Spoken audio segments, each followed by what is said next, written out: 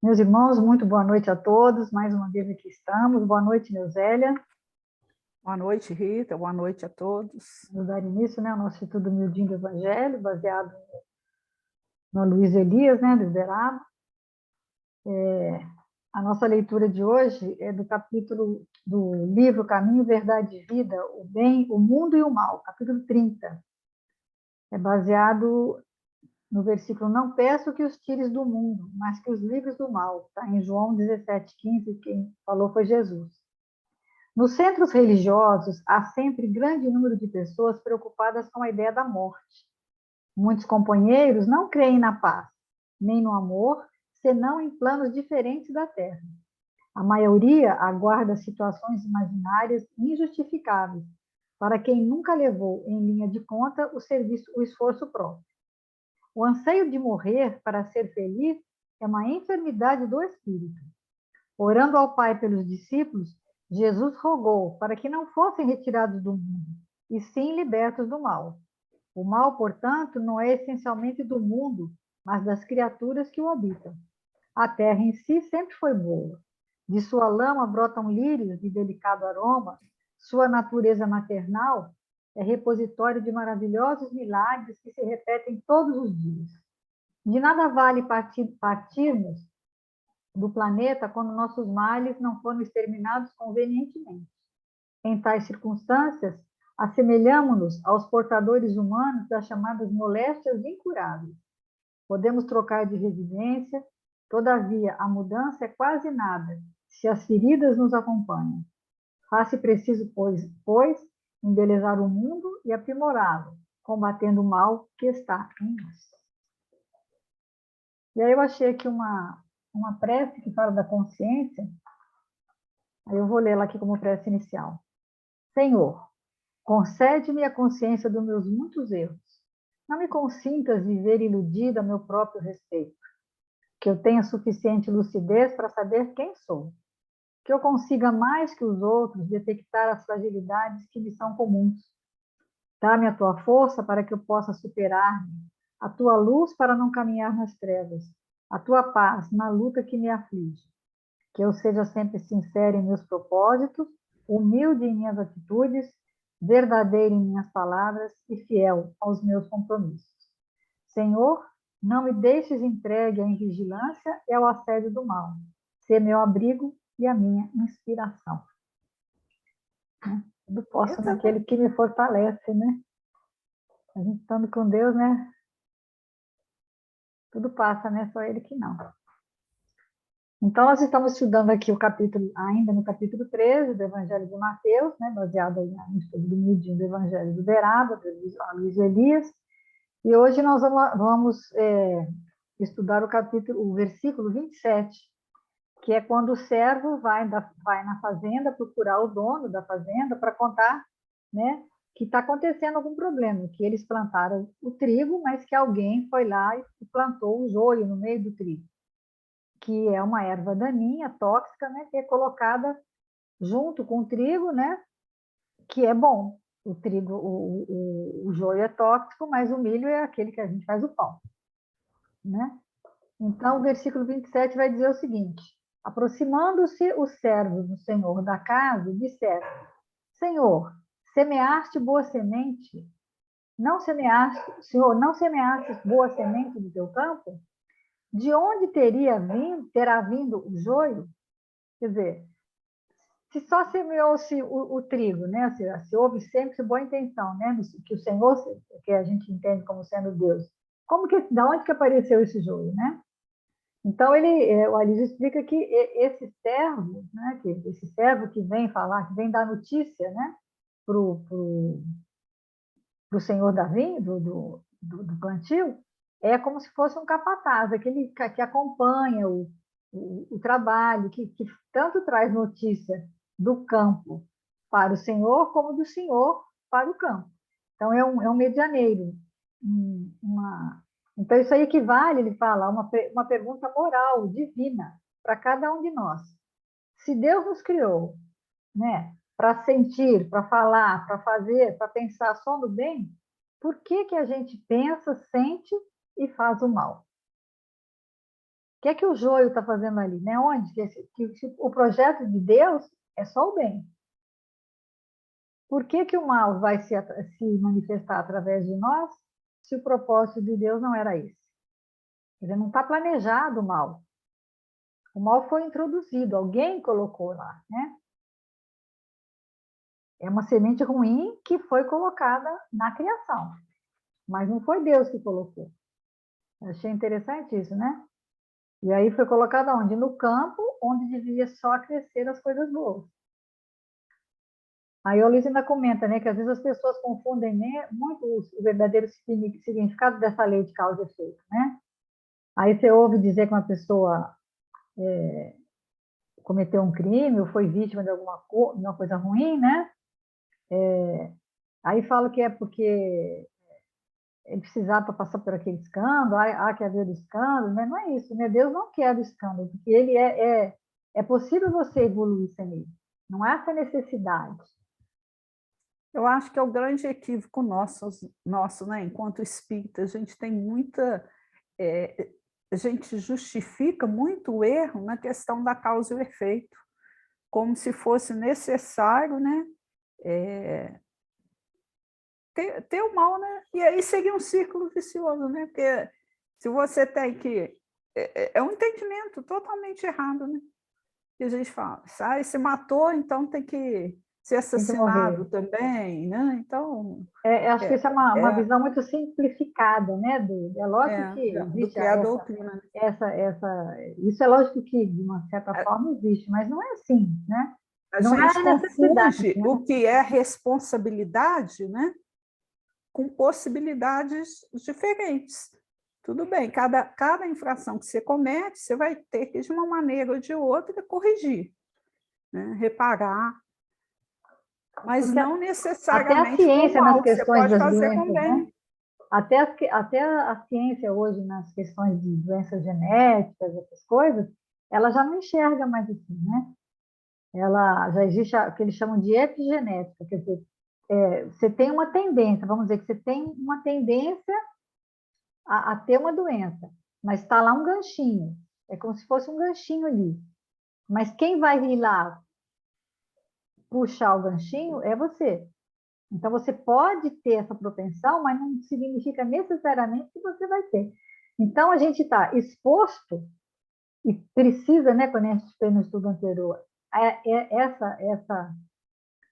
essa exposição ao mal, porque para a gente conhecer o bem, a gente tem que saber o que é o mal, mas não necessariamente que a gente tenha que passar por ele. Então, o que ele fala, né, que é um problema de comunicação entre o servo, né, o campo e Deus.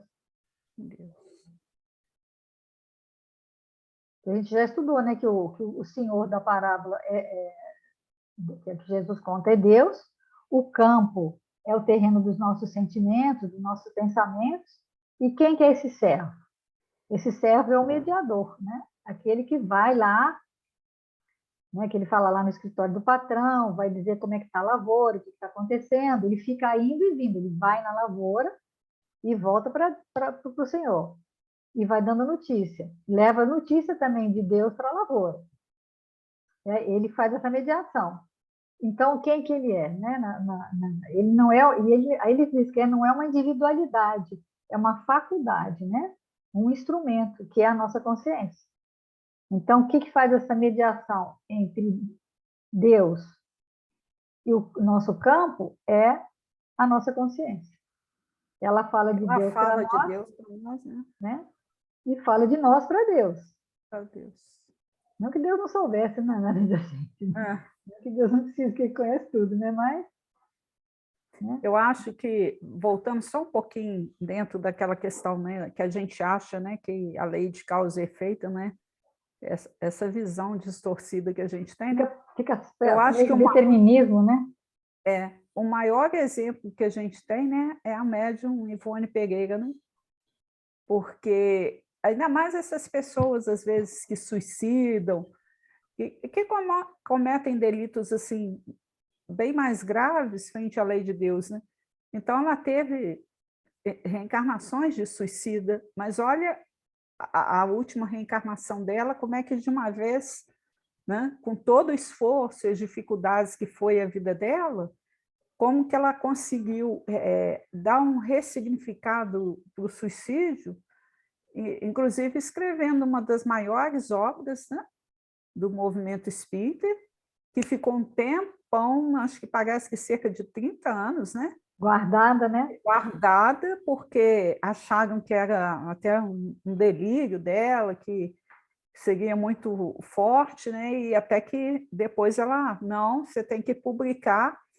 E até hoje é uma coisa assim, que realmente o benefício que a obra teve em termos de ajudar outras pessoas, né, a não Você vê, é uma cometerem escolha, o né? esclarecimento, né? Então, assim, é muito bonito isso, a gente entender que existe a possibilidade sempre, né, dessa mudança, de não deixar o mal crescer. Porque você vê, em contrapartida, né? Acho que foi na semana passada que o Luiz falou do Shakespeare, né? E o Leon Tolstói também, né? Porque ele escreviam coisas sobre suicídio, né? E, e as pessoas passaram realmente como criou-se, né? Personagens, Ideações, né? né? Criou-se ideações complicadas na época. Dá ideias, né? De suicídio. É perigoso mesmo. Aí ele vai ler a questão 630, que ele lê primeiro, do Livro dos 620. Espíritos, né? Das Leis Morais, capítulo 1, da Lei Divina ou Natural. Ah, ele leu primeiro a 630, Ele né? lê primeiro a 630. Que é Como só. se pode distinguir o bem do mal, né? O bem é tudo que está de acordo com a lei de Deus. O mal, tudo que dela se afasta. Assim, fazer o bem é aproximar-se à lei de Deus, fazer o mal é infringir essa lei, né?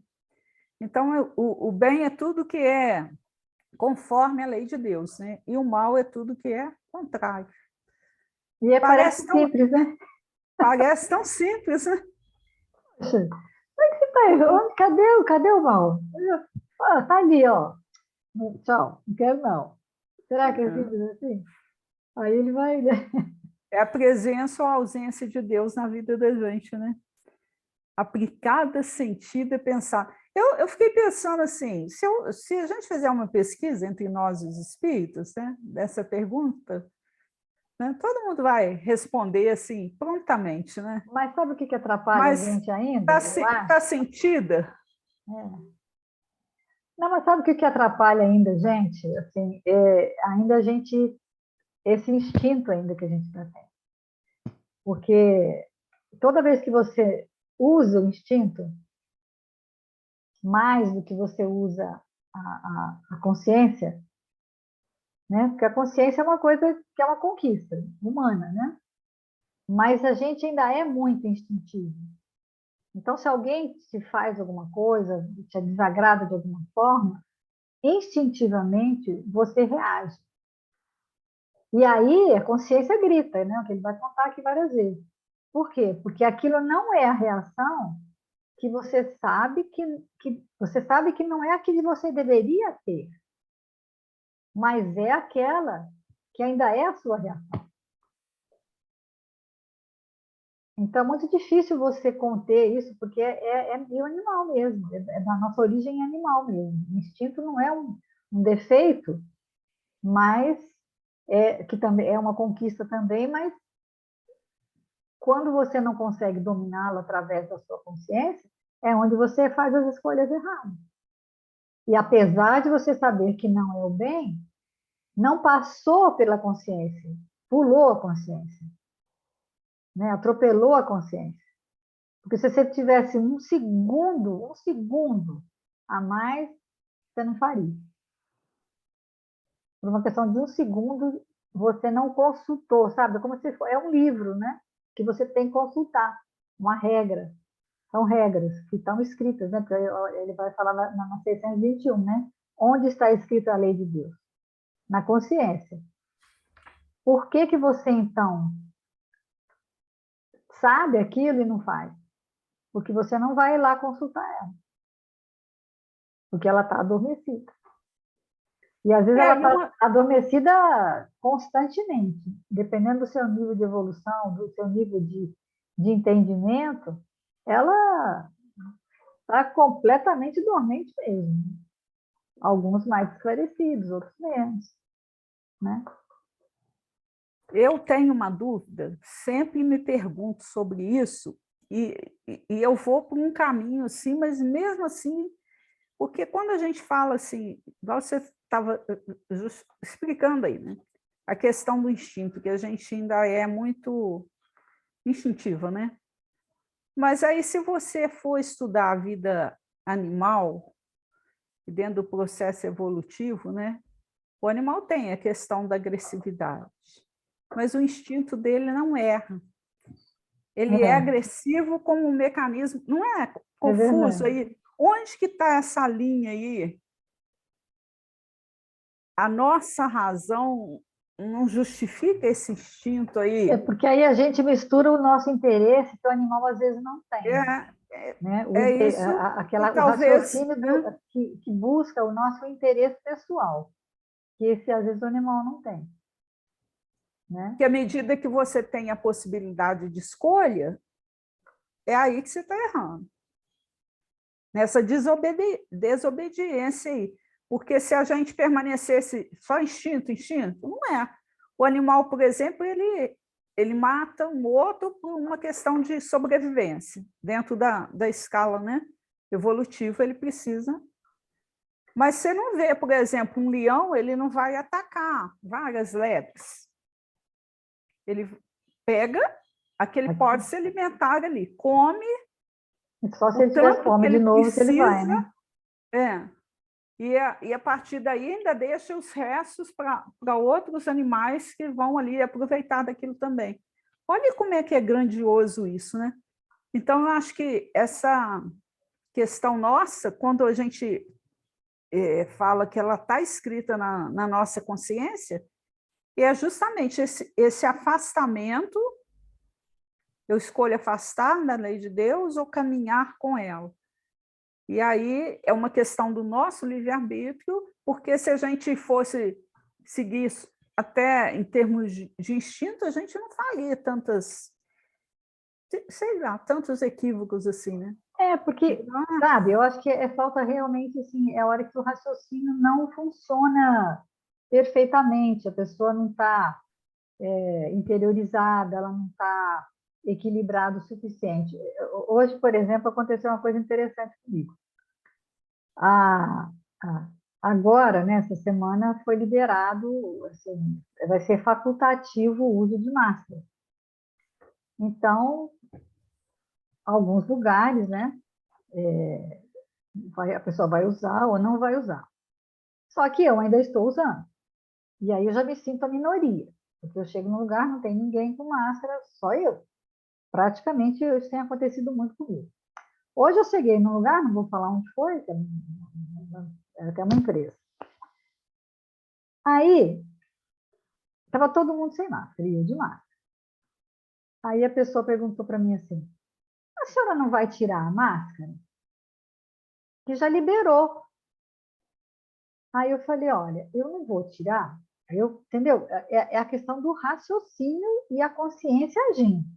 Expliquei para ele assim, olha, eu não vou tirar, primeiro, por enquanto, porque eu sou idosa, eu ainda não tô, eu já tomei a minha terceira dose, mas já tem mais de 5 meses, então ela pode não estar válida mais, já estou em vista de tomar a quarta dose, se existe necessidade de uma vacina, porque ainda existe o risco de eu pegar a doença, e eu não peguei até agora, eu estou me sentindo até constrangida, porque todo mundo já pegou, parece menos eu, sabe? Eu estou ficando com vergonha de dizer que eu não peguei Covid ainda. Eu tenho em casa o meu marido, que também é idoso e tem comorbidades, e, além do mais, eu trabalho em uma instituição de longa permanência para idosos, que tem mais de 30 idosos, a maioria com comorbidade. E eu não quero, para mim, a responsabilidade de, de, de ser a pessoa que vai levar a doença para ele. Porque mesmo que eu não saiba que fui eu que levei, mesmo, mas se acontecer de eu levar, fui eu. E essa responsabilidade é minha, diante de Deus. Aí a pessoa ficou me olhando assim, né? Eu falei, agora, outra coisa, só vou te dar um conselho, não vou dizer para você fazer, não. Mas você é uma pessoa que trabalha com vendas, você está sem máscara. Se o seu cliente chegar com máscara, se eu fosse o vendedor, vou me colocar no seu lugar. Se eu for vendedor e eu não estou usando máscara porque eu achei que não precisa, tudo bem, está na lei agora dizendo que não precisa usar máscara, tudo bem, ninguém é obrigado a usar. Mas se eu estou atendendo uma pessoa e ela chega de máscara, eu vou ter minha máscara no bolso e vou colocar em respeito a ela. Porque se ela está de máscara, é porque ela pode ser que ela tenha uma pessoa, pode ser que ela tenha uma comorbidade, ou ela tenha alguém na casa dela que tem, ou ela está com medo, e eu tenho que respeitar isso nela. Então, isso tudo é uma questão de quê? De uma consciência. E a pessoa ficou me olhando assim, nossa, que lição! Eu falei, não é lição. É só você pensar. Mas a pessoa só pensa assim, não, agora liberou, não vou usar mais. Eu falei, depois a máscara nem me incomoda tanto assim, entendeu? Vou usar quanto eu quiser, ninguém tem nada a ver com isso, entendeu? Não achei ruim dele me perguntar, não. Achei até uma oportunidade de explicar com o meu pensamento, né? Mas a gente tem que tomar cuidado com isso, porque senão você vai pela consciência alheia. E nem sempre a consciência alheia é a melhor. Eu vejo assim, né? Ah, então todo mundo agora não vai usar mais. Não é todo mundo. É facultativo. Facultativo não é obrigatório para lado nenhum. Olha, a respeito disso, que você acabou de falar aí agora, lá no Caminho, Verdade e Vida, no capítulo 80, chama-se Opiniões. Olha que interessante que o benfeitor diz para nós. Indubitavelmente, muitas pessoas existem de parecer estimável, aos quais podemos recorrer nos momentos oportunos. Mas que ninguém despreze a opinião da própria consciência, porquanto a voz de Deus comumente nos esclarecerá nesse santuário divino. Muito importante isso, né? Porque a gente vai sempre conviver com pessoas que vão Pensar diferente, de parecer estimável. Dentro da visão dele, não vai estar falando nenhuma aberração. Mas como o nosso trabalho é individual, nós somos únicos, né? E cada um é único, e se Deus se manifesta através da nossa consciência, é melhor que a gente ouça o quê? A voz de Deus. É nos aproximarmos dele, né? Então, eu acho assim, é uma coisa que talvez a gente tenha muita dificuldade, porque é que o mundo, né? Porque aí as pessoas, houve muita pressão nesse sentido, de deixar as máscaras, mas a gente tem que entender também, assim, que ainda é uma pandemia, ainda tem muita coisa desconhecida que a gente ainda não sabe, que a própria ciência não sabe, né? Então, assim, vamos procurar escutar o que Deus, né? Está esperando que a gente faça. Ainda está havendo óbitos, né? E aí eu falo muito isso, para a família de quem morreu, não importa se morreu ele só ou se morreu 1 milhão, ele morreu. É um sentimento, né? É um sentimento igual a qualquer outro. É a morte dá essa, né? Então, e aí ele fala, né, que essa pessoa que não consegue enxergar, ela vai se distanciar da lei, né? E aí é como se fosse uma engrenagem, né, que apresenta um defeitinho. Aí Deus o quê? Mas Deus está ali, para quê? Para dar manutenção, né? Então, dar a manutenção é você cair em si, né? Ele aí vai lá no Livro dos Espíritos, na 394, que fala o seguinte. Fechei o livro aqui, espera aí. O Kardec vai comentar sobre o esquecimento do passado nessa questão, né? É. Aqui, ó, nos mundos mais elevados que o nosso, onde não se está exposto, é isso mesmo? É. A todas as necessidades físicas e as enfermidades, os homens compreendem que são mais felizes que nós. A felicidade, em geral, é relativa e sentida pela comparação em um estado menos feliz. Como alguns desses mundos, embora melhores que o nosso, desculpa, definitivamente não se encontram no estado de perfeição, os homens que os habitam devem ter a seu modo motivos de aborrecimento. Entre nós, o rico, ainda que não tenha as angústias nas necessidades materiais, como o pobre, não tem menos tribulações a amargar na vida. Ora, eu pergunto, se os habitantes desse mundo, na condição em que se encontram, não se acham tão infelizes quanto nós e não lamentam sua sorte, já que não têm a lembrança de uma existência inferior para comparar? É bonita a resposta. Olha, é preciso dar duas respostas diferentes para isso. Há mundos entre aqueles de que falastes, cujos habitantes têm uma lembrança muito nítida e exata de suas existências passadas. Estes, como podes imaginar, podem e sabem apreciar a felicidade que Deus lhes permite usufruir. Mas há outros mundos onde os habitantes, situados, como dizem, em melhores condições que vós, nem por isso deixam de estar sujeitos a grandes aborrecimentos e mesmo a infelicidades. Eles não apreciam sua felicidade exatamente por não se lembrarem de um estado ainda mais infeliz. Entretanto, se não apreciam como homens, apreciam como espíritos. Aí ele vai fazer, né, o comentário que o Kardec faz, né, a respeito da pergunta, né, da resposta. Olha, no esquecimento dessas existências passadas, sobretudo nas que foram penosas, não há algo de providencial em que se revela a sabedoria divina? É nos mundos superiores, quando a lembrança de existências infelizes não passa de um sonho ruim, que se apresentam à memória. Nos mundos inferiores, as infelicidades do presente não seriam agravadas pela lembrança de tudo que se teve de suportar.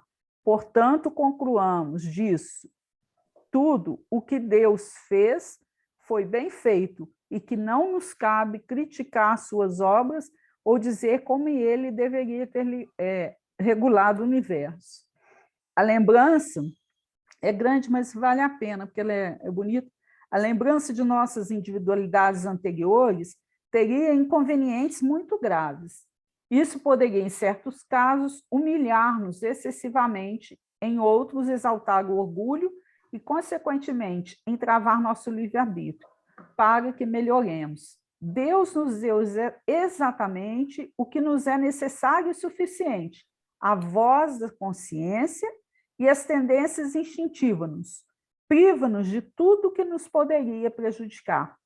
Acrescentamos ainda que, se tivéssemos a lembrança de nossos atos pessoais anteriores, teríamos também a dos atos alheios, e esse conhecimento poderia ter os mais desagradáveis efeitos sobre as relações sociais. Como nem sempre há motivos para nos vanglorizarmos do nosso passado, muitas vezes é uma felicidade o fato de um véu ser lançado sobre ele. Isso será perfeitamente de acordo com a doutrina dos espíritos sobre os mundos superiores ao nosso. Nesses mundos, onde só reina o bem, a lembrança do passado não tem nada de dolorosa. É por isso que neles frequentemente nos lembramos da existência precedente, assim como lembramos do que fizemos na véspera. Quando a estada que pudemos ter feito em mundos inferiores, trata-se apenas, como dissemos, de um sonho ruim. Então, é muito bonito, né? Que às vezes a gente justifica assim, mas se eu não... É que a leitura fala, né? O estudo, né? Se eu não lembro, né? Como é que eu vou saber se está errado ou errado? Como é que eu vou saber se está errado? E aí a gente vê o quanto que Kardec, na resposta mesmo ali do comentário que ele faz, né? O quanto que isso teria de gravíssimos inconvenientes, né? E o que basta? Só a consciência e a intuição, né? E a intuição. Deus lhe dá exatamente o quê? Só isso. O Chico tem até uma passagem, né? Que perguntaram para o Chico a respeito disso, né? Ele falou de passado só café, bem quentinho, né? Achei interessante ele ter falado também. E eu também já e ele fala que o esquecimento de vidas passadas, né? Já é a terapia, né? Já é a própria terapia. E a respeito disso, eu falei, gente, Deus é perfeito mesmo, e a gente tem que entender. Um desses médicos, eu não sei se foi o Sérgio Lopes ou o Décio, eu assisti uma live outro dia com eles, e tocou nesse assunto, fizeram muitas perguntas a respeito do esquecimento passado, né? Então, eles chamam muita atenção para isso, que se é uma lei de Deus, não é À toa, né? à toa, mas que a ciência e a própria doutrina falam, existe todo um processo evolutivo, né? E quanto mais você vai evoluindo, você pode ter acesso a essa sua memória passada. Mas ele falou que o grande risco que as pessoas estão cometendo agora é porque, e aí, se até faz uma hipnose, a doutrina explica, né? Que isso é possível, que você tem como ter essas lembranças, mas e daí? O que você vai fazer com aquilo que você descobrir? Que é o grande problema. Que é o que Então, vai por falar isso, aqui, né? Ou vai te constranger, te deixar em depressão, ou vai te exaltar, ou vai dar orgulho, ou vai dar tristeza. Então, não, e por e o quê, né? quanto O grande isso, problema é para quê? Né? Para quê? e o grande problema disso é as nossas relações sexuais, relações sociais, aliás, né? Que como que você vai olhar o outro lá, vai ter essa memória, né? Um filho, por exemplo, que a gente sabe que não é necessariamente, né, todo filho vem através de você, porque você tem algumas vinculações com ele. No Caminho, Verdade e Vida também, tem uma leitura, acho que eu separei ela, mas não cheguei. Ah, não, é no Livro da Esperança, que fala dos familiares. Eu achei interessante quando ele fala da consciência, que ele fala assim, a parentela é um instituto primário de caridade. Fora do lar, é possível sossego na consciência. Em casa, porém, somos constrangidos ao exercício da assistência constante. É aí que a providência divina nos experimenta a madureza mental ou proveito dos bons conselhos que ministramos. Muito interessante, né? Então, aí, dentro desse esquecimento passado, você imagina o lar ali como primeira escola, né, da caridade, e é ali justamente que a providência divina está fazendo o quê? Está fazendo a nossa aferição de valores. E aí imagina se a gente não tivesse esse esquecimento e lembrasse que você prejudicou um filho, ou vice-versa, como que as coisas seriam diferentes? Às vezes a gente tem condição de avaliar isso por uma mágoa qualquer. Vamos imaginar assim, que eu hoje tive uma situação que eu fiquei chateada com você, Rita. Aí a gente já fica com mal-estar ali, né? Daquela situação momentânea. Agora, imagine se isso daí fosse em relação a essa lembrança viva, né? Em relação a um filho, e ficasse ali o tempo todo. Como que isso ia ser grave, né? Para a gente conseguir É que a superar. Aloysio falou, a gente não dá conta de lembrar com tranquilidade e sem constrangimento de 10 ou 20 anos atrás da nossa existência atual. Alguma coisa que você fez lá, sei lá, quando você tinha 15 anos, 20 anos. Você vai dar conta, aí ele fala, né? Ele conta o caso da Laura lá no nosso lar, né? Que ela Teve alteração no seu sonho, hein? Esse esbarrou aí. Né?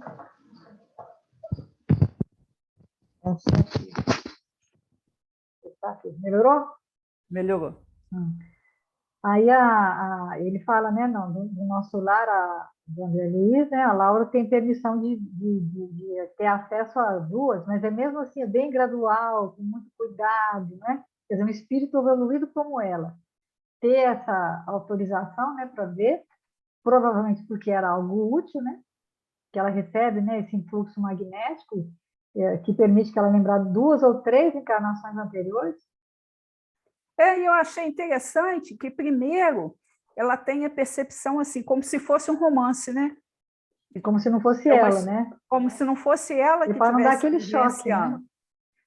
Gradativamente, aí ela foi tendo a possibilidade de ter esse retorno de 3 reencarnações passadas só. Pois, gente, é muito lindo, a lei divina é extremamente perfeita, né? como que isso, né? E aquele negócio, quando o Kardec fala, né? Basta as memórias instintivas, né? A intuição que a gente tem de agir, que ele vai dando isso gradativamente para a gente. Olha como é que é importante isso, né? E a consciência vai trazer o que ele fala, né? Só precisa da consciência, né? Para a gente se orientar nesse campo dessa convivência nossa que é desafiadora, Deus já dá aquilo que nos basta mesmo, só a consciência, né? Aí ele fala assim, você não consegue pisar no calo do outro sem que ela doa. Toda vez que você fizer alguma coisa, a consciência vai te alertar, ela vai ficar gritando, né? Eu achei...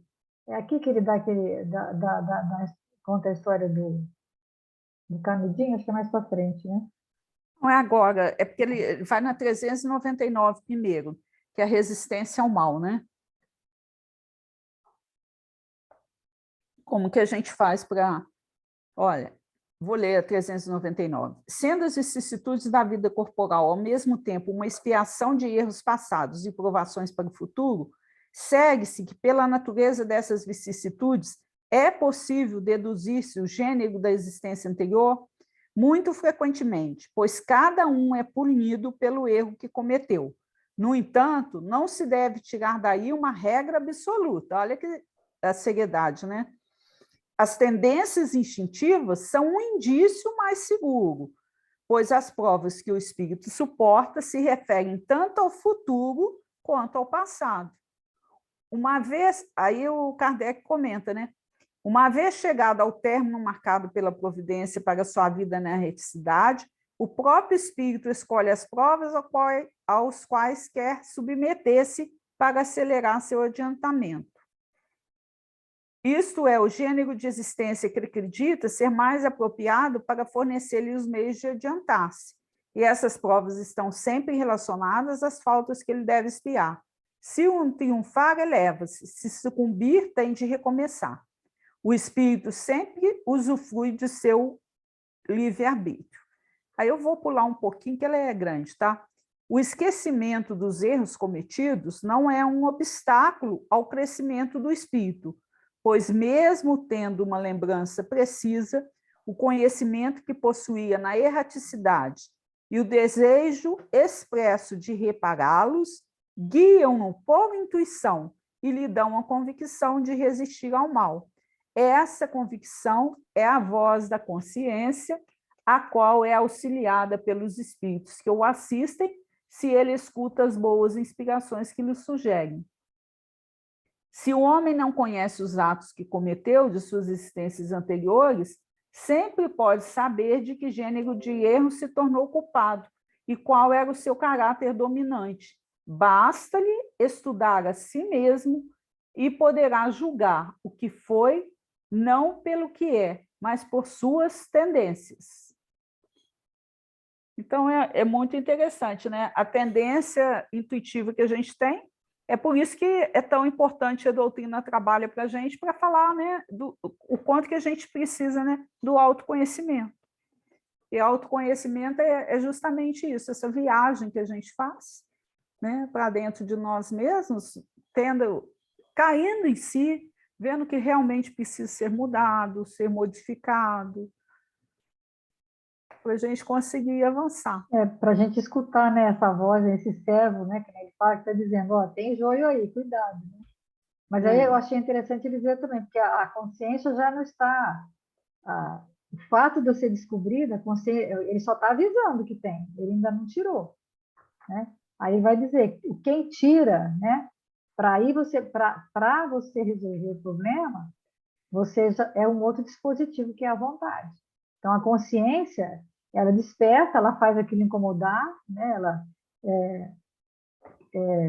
Você tem um conhecimento, tem uma consciência lúcida, não quer dizer que você resolveu os seus problemas. Né? Porque você pode descobrir, e daí? Ah, lá, tem joio, tem trigo, tem joio lá no meio do trigo, e daí? Mas se você continuar errando, né, para isso você precisa ter a vontade. A consciência avisa, mas é a vontade que pega, que vai lá e arranca a erva daninha, né? Que tem o tempo certo também. Também tem isso, né? Não dá para você simplesmente arrancar a qualquer momento. E a consciência fica ali, martelando na sua cabeça, né? Te tira o sono, né? Fala que, às vezes, tipo, ele fala assim, fugir da presença da pessoa, né? Aquilo está te incomodando, você começa a fugir da pessoa. E como a gente faz isso? E como a gente faz? Evitar. Não vou encontrar, não, Assuma, porque vai dar choque, né? assuma que faz. Atravessa a rua. Aí ele vai lá na Revista Espírita também, que tem um artigo sobre consciência, né? Muito bonito também. É abril de 1860. Cada homem tem em si o que chamais uma voz interior. É o que o Espírito chama de consciência, juiz severo que preside todas as ações de nossa vida. Ô, gente, isso é mesmo, né? A gente não pode alegar, porque a consciência acusa direitinho. Você pode não querer ouvir, mas que ela te dá Você cutucada. pode dar uma justificada, uma desculpada, Mas, né, vestir a cara de pau, que nem ele fala, né, para poder fingir que não é com você, mas mas não sempre é, tem né? jeito, não. Quando o homem está só, escuta essa consciência e se pesa no seu justo valor. Por vezes, envergonha-se de si mesmo. Isso eu já tenho, gente. Graças a Deus, eu estou sentindo vergonha, tá? Eu não estou conseguindo modificar de tudo, não, mas Você sabe o que é vergonha. interessante dessa mensagem? É que é a filha, né? A filha que É a filha dá para o dele, pai. que desencarnada, que está passando para ele, para o pai, essa mensagem, né? É. Então, é uma lição da filha para o pai, não do pai para a filha, né? Eu achei interessante isso. Olha, por vezes envergonha-se de si mesmo, né? Neste momento, reconhece Deus, mas a ignorância conselheira fatal o impele e lhe põe a máscara do orgulho. Então, duas coisas que observam a gente de ouvir, né?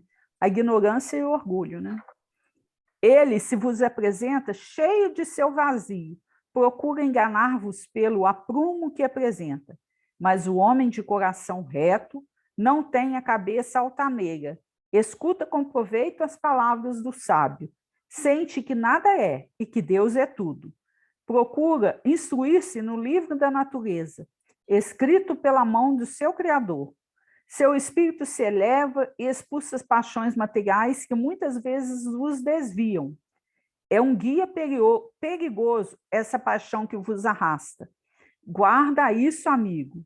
Deixa rir o cético, seu sorriso extingar-se-á. À sua hora derradeira, o homem torna-se crente. Amigo, pensa sempre em Deus, o único que não engana. Lembra-te de que há apenas um caminho que conduz a ele: a fé e o amor aos semelhantes. Muito bonito, né? Então, a ignorância e o orgulho são entraves para nós, né? Então, a gente tem que ficar muito atento a isso, né? Eu achei, nessa mesma revista espírita, na frente, tem um espírito que dá uma comunicação pequenininha, fala uma coisa sobre a consciência que eu gostei demais. O nome dele é Francisco Sales. Olha, que as vossas ações estejam sempre em harmonia com a vossa consciência. É um meio certo de centuplicar vossa felicidade nesta vida passageira e de vos preparardes a uma existência ainda 1000 vezes mais suave. Gente, olha como é que segue. Ele fala que a gente vai centuplicar. Quando a gente escuta a voz da consciência, a gente vai centuplicar a vossa felicidade nessa vida. É um número assustador, não é? Então, E é em olha como tudo, é que né, é, meus velhos? como é que É é em tudo, ó. Na hora que você está comendo, no seu numa disciplina diária de horário de alimentação ou de dormir, nas disciplinas simples, no dia a dia, né? A natureza, tudo isso é copiado da natureza, a natureza não tem de fazer nada. Ela não, a planta não vai falar assim, ó, eu vou florir no inverno. Ela não vai florir no inverno. Ela vai florir na hora que tem que florir. E a gente não, a gente fica teimando em contra essa natureza, né? Então a gente tem essa teimosia, né? Essa desobediência ao que é natural, que é simples às vezes de fazer, né? Esse exemplo que ele dá do canudinho, né? Quer dizer, o cara pega uma água de coco, joga o coco, que é biodegradável, no lixo, e joga o canudinho, que não é, que vai ficar ali, sei lá quantos milhões de anos, no chão. Quer dizer, é só um canudinho. Aí ele vai dar aquele monte de desculpas, né? A consciência dele está falando, você não devia ter jogado aquele canudinho ali. E vai andando. Aí a preguiça, eu achei engraçado que ele vai usando a preguiça, ele vai a preguiça, o orgulho. Não, mas vai te dando desculpas para aquilo que você não quer fazer, mas que você sabe que devia fazer. Mas quando, se você volta e pega e faz, ou se você já tivesse feito na primeira, logo no começo que você sabia que tinha que ser feito, é essa leitura sua aí. A sua felicidade, a sua tranquilidade seria muito maior, porque você não estaria assumindo uma responsabilidade de ter feito algo errado. Que você sabe, que você tem conhecimento, é simples assim. Né? Então, a gente acho que é muito teimoso ainda nessas questões, né? Aí ele ainda fala, né, que você vai pensando, e cada vez fica mais longe, e o canudinho vai ficando lá no chão. Aí você pensa assim, mas o gari vai tirar. E aí a consciência vai dizer, tá, vai tirar sim, mas quem jogou foi você. E quem tirou foi ele. Então a responsabilidade dele está lá ainda é sua.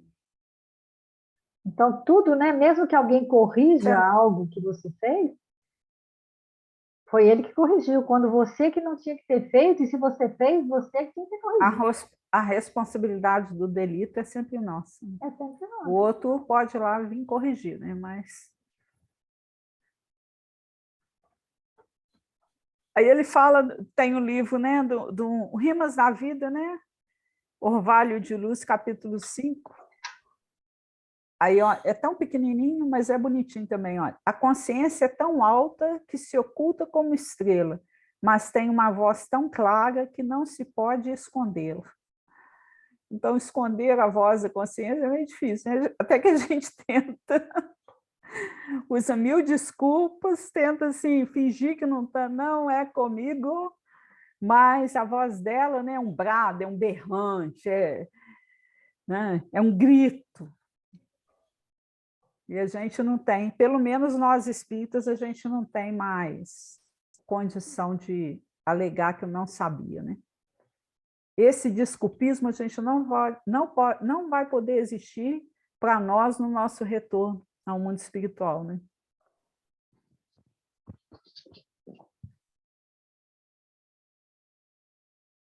Aí ele ainda chamou a atenção da gente para a população carcerária também, né?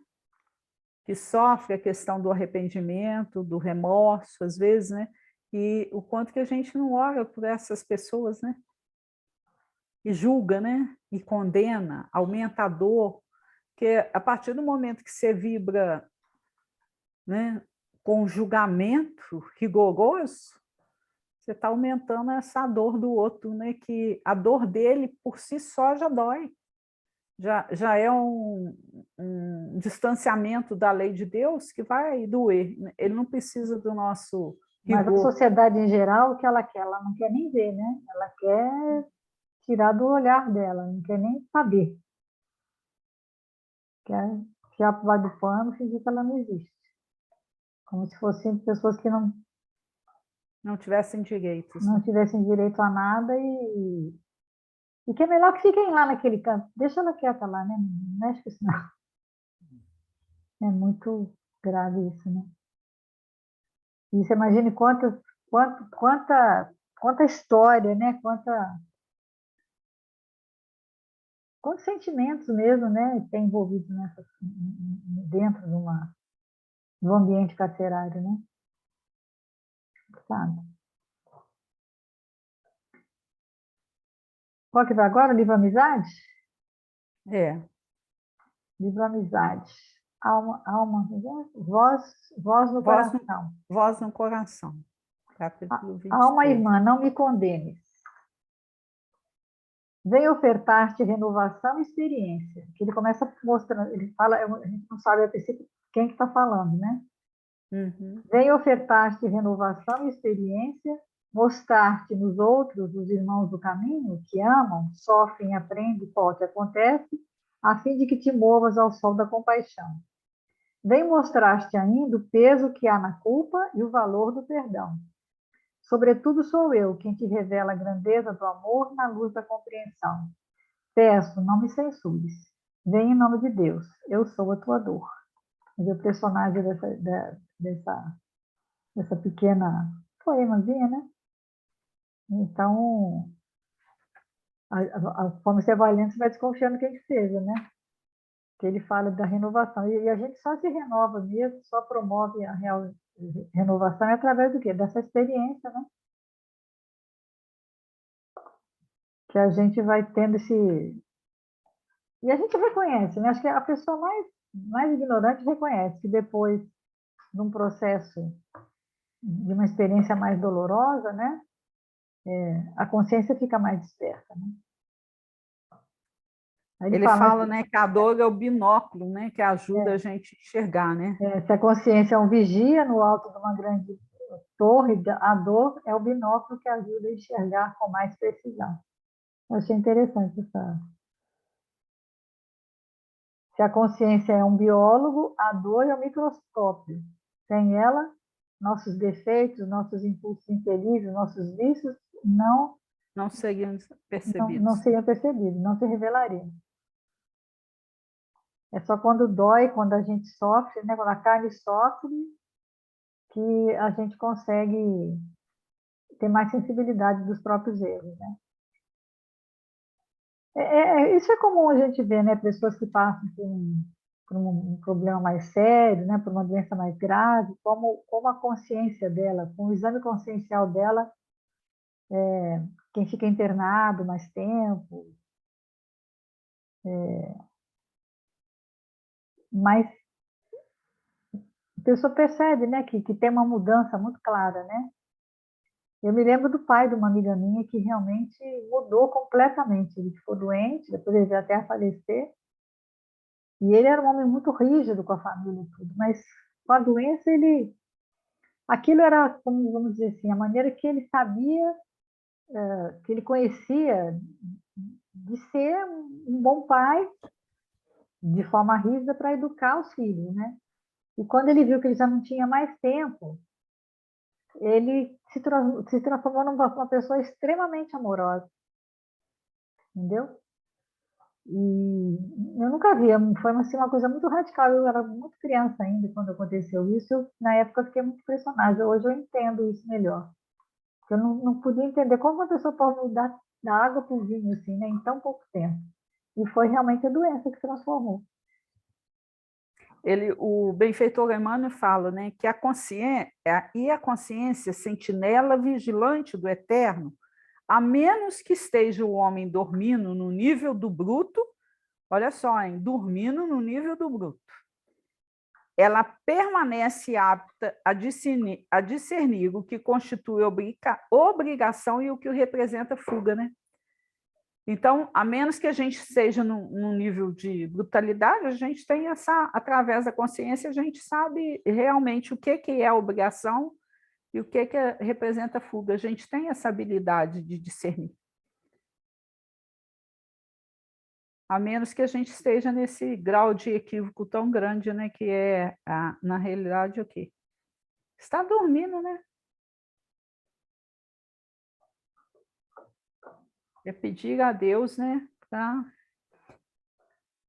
E por que motivo, então, a dor, né? Ah, não, mas é Jesus no lar, né? Agora é Jesus no lar. Capítulo 31, a razão da dor, né? É. Eu estou lendo, né, com as crianças, né? Eu estou estudando capítulo a capítulo de Jesus no lar. Esse é o capítulo mais adiante. E aí, Jesus no Você lar já é... fez esse? Não, eu estou no Você já leu capítulo 8, esse, a razão? capítulo Ah, 8 deles ainda. Vou no próximo capítulo, é o 9. Mas é interessante que Jesus sempre vai...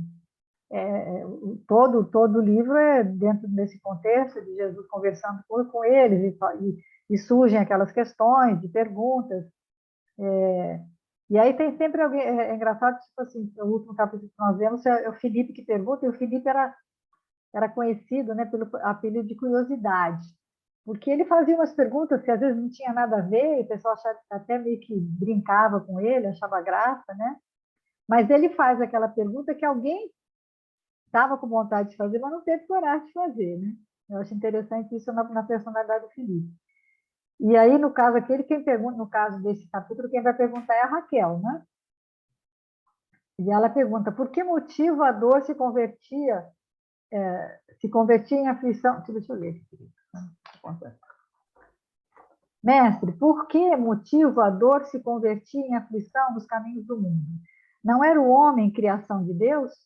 Não dispõe a criatura do abençoado concurso dos anjos? Não vela o céu sobre os destinos da humanidade? Né? Eu não peguei tudo, não, mas se você quiser ler mais aí, porque eu pego só o Pega aí, pedacinho que deixa ele eu... leu. Por que ele vai falar? Ele vai contar uma história, né? Quer dizer, ela está perguntando, por que a gente sofre, né? Por que nós sofremos? Né? Não era o homem criação de Deus, não dispõe a criatura de abençoado concurso dos anjos, não vela o céu sobre os destinos da humanidade? Jesus fitou na interlocutor o olhar firme e considerou a razão. Olha, gente, é muito. Na Ilus também eu vou te falar. A razão da dor humana procede da proteção divina. Os povos são famílias de Deus, que, à maneira de grandes rebanhos, são chamados ao aprisco do alto. A terra é o caminho, a luta que ensina e edifica é a marcha. O sofrimento é sempre o aguilhão que desperta as ovelhas distraídas à margem da senda verdadeira.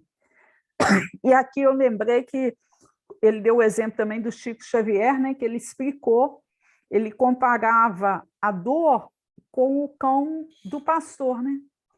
Que quando uma ovelha se distancia do rebanho, aí o cão vai, agarra, né? morde a perna, né? Morde de maneira que não machuque, né?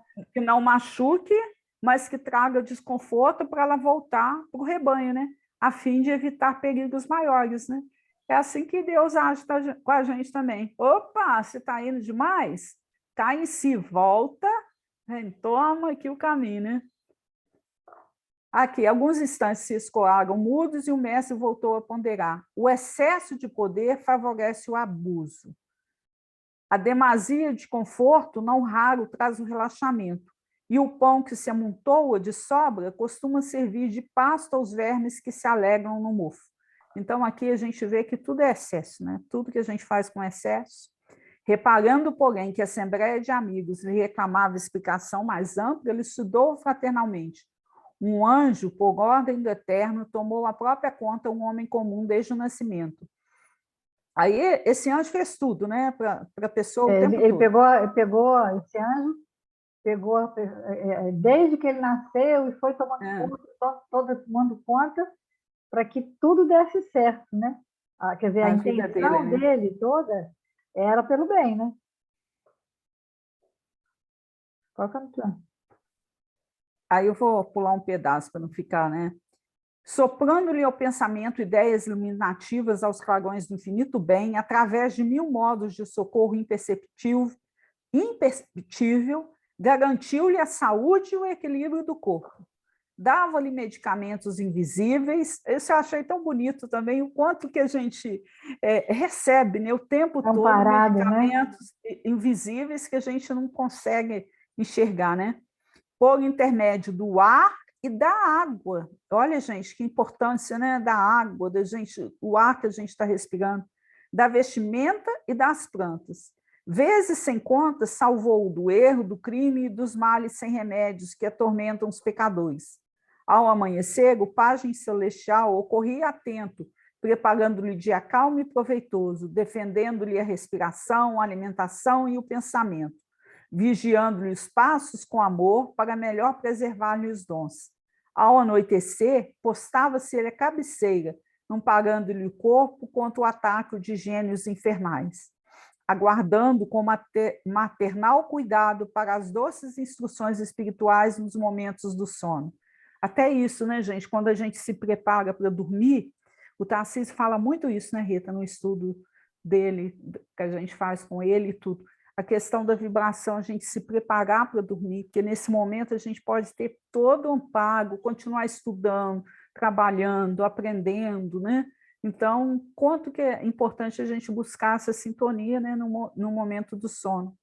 No transcurso da vida, guiou-lhe os ideais, auxiliou a selecionar as emoções e a situar-se em trabalho digno e respeitável.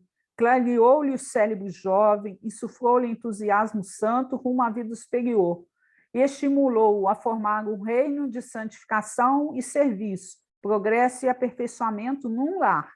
Olha a importância do lar também aqui, né? O quanto que o lar é um ambiente... Mas teve tanta facilidade, né? É. O homem, todavia, aí que vem o nós, né? O homem, né? Que Todavia, nunca se lembrara de esse mais é o agradecer, problema. que nunca se lembrara de agradecer as bênçãos que o cercavam, fez-se orgulhoso e cruel diante dos interesses alheios. Ele que retinha tamanhas graças do céu, jamais se animou a estendê-las na terra, e passou simplesmente a humilhar os outros com a glória de que fora revestido por seu devotado e invisível benfeitor. Aqui chama atenção também, gente, a gente que recebe muito, a gente tem que ter a obrigação, né, de estendê-las. As bênçãos que a gente recebe, a gente tem que estendê-las, né? Mas é o que ele fala, né? Que as situações prazerosas, de prosperidade, agradáveis, né? Então, meio que emudecem a nossa consciência, né? Aí, porque você está comendo bem, vestindo bem, morando bem, ganhando bem, está todo mundo te aplaudindo, aí você fala assim, não tem nada de errado comigo. Eu sou eu, o resto é figuração. Sou eu, aí você fica negligente, né? Quando o assunto é a consciência. Agora, quando você tem fome, ausência de conforto, aí você vai se colocar num estado de alerta que vai permitir, né, que você se movimente aí sem errar tão desavergonhadamente no termo que ele usa. Né? Aqui, ó, quando experimentou o primeiro desgosto, olha só, que ele mesmo provocou, menosprezando a lei do amor universal, que determina a fraternidade, o respeito aos semelhantes, gesticulou revoltado contra o céu, acusando o Supremo Senhor de injusto e indiferente. Aflito, o anjo guardião procurava levantar-lhe o ideal de bondade, quando um anjo maior se aproximou dele e ordenou que o primeiro desabor do tutelado endurecido por excesso de regalias se convertesse em aflição. Rolando mentalmente de aflição em aflição, o homem começou a recolher os valores da paciência, da humildade, do amor e da paz com todos, fazendo-se, então, precioso colaborador do Pai na criação. Fim da historieta, esperou Jesus que Raquel expusesse alguma dúvida, mas emudecendo a servidora, dominada pela meditação que os ensinamentos da noite lhe sugeriam um culto à boa nova, foi encerrado com uma ardente oração de júbilo indefinível. Então é isso, gente. O tempo todo a gente está tendo ajudas imperceptíveis, né? Então, olha só, através da água, através do ar, através de um livro que nos chega às mãos, através de uma pessoa que encontra com a gente na rua, né? Através de um pedinte que vem até nós, o tempo todo a gente está ali recebendo. Né? A gente tem que ter essa atenção, né, voltada para isso.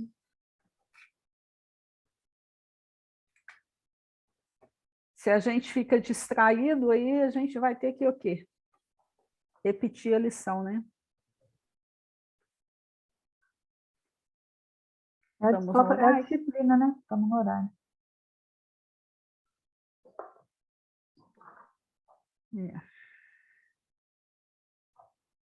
No livro Palavras da Vida Eterna também, olha, apesar de todos os palpites antagônicos acerca de teu esforço e conduta, entra no imo da própria alma. Observa se a sinceridade te preside as resoluções e os atos, no fórum da consciência, e se reconheces diante do Senhor, fazendo o melhor que podes. Guarda o coração tranquilo e prossegue de esforço limpo e atitude reta, caminhando adiante na convicção de que, cada um de nós dará conta de si mesmo a Deus. Então, é muito importante isso, né? Que às vezes as pessoas julgam e acham que a gente está tendo uma conduta, você está bobo, você não está reagindo, não pode ser assim. Então, o que a gente estudou aqui também, né? Indubitavelmente, muitas pessoas existem de parecer estimável, às vezes vão dar até bons conselhos, mas o que a gente tem que ouvir mesmo é a voz da nossa consciência. Por quê?